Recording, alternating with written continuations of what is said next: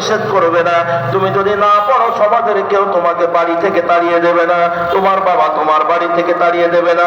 নামাজ না পড়ার কারণে স্ত্রী কোনোদিন তালাক নিয়ে যায় না। নামাজ না পড়লে সন্তান কোনোদিন আম্মা বলা বন্ধ করে না। নামাজ না পড়লে সমাজের মানুষ আমাকে তিরস্কার করে না।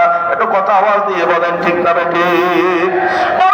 একটা ছেলে শেরপুরে বড় চাকরি করে, অনেক বড় চাকরি করে, ছুটিতে বাড়ি এসেছে, ফজরের আজান হয়ে গেছে মসজিদে।